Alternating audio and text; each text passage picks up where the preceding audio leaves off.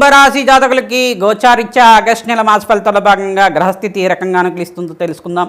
విశేషంగా చూసుకుంటే శనీశ్వరుడు గోచారిత్యా వక్రగతి సంచారం జరుగుతుంది.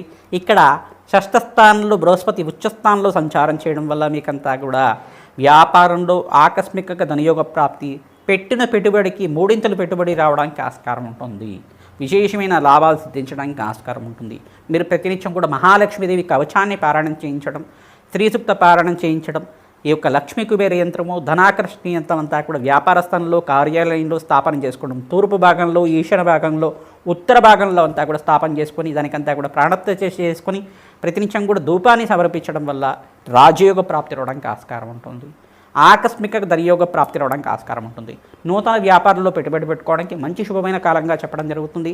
లాభాధిపతి ఏకాదశాధిపతి అంతా కూడా యోగకరంగా ఉన్నారు. మీకంతా కూడా ఎవరైతే కనుక ప్రతినిత్యం కూడా ఏలినాడి శని ప్రభావంలో కుంభరాశి జాతకులకంతా కూడా శనీశ్వరుడు అనుకూలత ఉంటుంది ఎక్కువగా. ఇక్కడ వక్రగతి సంచారం వల్ల స్వల్పంగా మీకంతా కూడా మిశ్రమైన ఫలితాలు ఇవ్వబోతున్నారు. ఖర్చులు విపరీతంగా ఉంటాయి. ధనయోగం కూడా ఉంటుంది. ఆకస్మిక ధనయోగ ప్రాప్తి రావడానికి ఆస్కారం ఉంటుంది. ఖర్చులు కూడా విపరీతంగా పెరుగుతుంటాయి.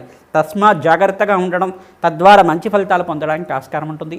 మహాలక్ష్మీదేవి అనుగ్రహం వల్ల, పూర్వజన్మ సుకృతం వల్ల మీకంతా కూడా పుణ్య ఫలితం వల్ల, మహాలక్ష్మీదేవి అనుగ్రహం వల్ల ఖర్చులంతా కూడా మీకు సకాలంలో నెరవేరడానికి ఆస్కారం ఉంటుంది. మీకంతా కూడా సకాలంలో ధనమంతా కూడా సిద్ధించడానికి ఆస్కారం ఉంటుంది.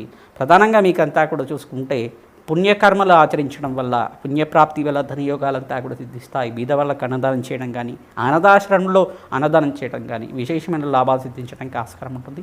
గోమాతకంతా కూడా ప్రీతికరంగా ఇక్కడ మిత్రగ్రహం అంతా కూడా నీచస్థానంలో సంచారం జరుగుతుంది కావున, ప్రధానంగా శుక్రుడంతా కూడా ధనకారకుడు నీచస్థానంలో సంచారం జరుగుతుంది కావున విశేషంగా శుక్రగ్రహానికి ప్రీతికరంగా శాంతి పూజలు, జపాలు, దానాలు ఆచరించుకోవడం, అలసందలు కానీ బొబ్బర్లు కానీ దానం చేయడం, అంటే బ్రాహ్మణత్వంకంతా కూడా మహావిష్ణు స్వరూపంగా భావించి ఇక్కడంతా కూడా శుక్రవారం అంతా కూడా వస్త్రదానం చేయడం వల్ల, ఫలాన్ని దానం చేసుకోవడం వల్ల రాజయోగ ప్రాప్తి రావడానికి ఆస్కారం ఉంటుంది. తామర పూలతో మహాలక్ష్మీదేవి అర్చన చేసుకోవడం, మహాలక్ష్మీదేవికి యజ్ఞహోమాది కార్యక్రమాలు, కమలాత్మికాదేవి ఆరాధన చేసుకోవడం వల్ల విశేషమైన లాభాలు సిద్ధించడానికి ఆస్కారం ఉంటుంది. ప్రత్యంగరాదేవి కవచాన్ని పారాయణం చేయించడం, మహాలక్ష్మీదేవి కవచాన్నంతా కూడా పారాయణం చేసుకోవడం వల్ల శత్రుబాధల నుంచి బయటపడతారు. ధనయోగ ప్రాప్తి రావడానికి ఆస్కారం ఉంటుంది. ఈ మాసంలో విశేషంగా పెట్టుబడులన్నీ కూడా ఈ వారంలో అంతా కూడా చేసుకోవడం వల్ల 18వ తారీఖు, 19, 20, 26వ తారీఖు, 24వ తారీఖులో అంతా కూడా, 28వ తారీఖులో అంతా కూడా మంచి శుభవార్త వింటారు. ధనయోగ ప్రాప్తి రావడం, ఆకస్మికంగా ధనయోగ ప్రాప్తి రావడం, మహాలక్ష్మీదేవి అనుగ్రహం వల్ల ధన ఐశ్వర్యం అంతా కూడా స్థిర నివాసంగా ఉండడానికి ఆస్కారం ఉంటుంది.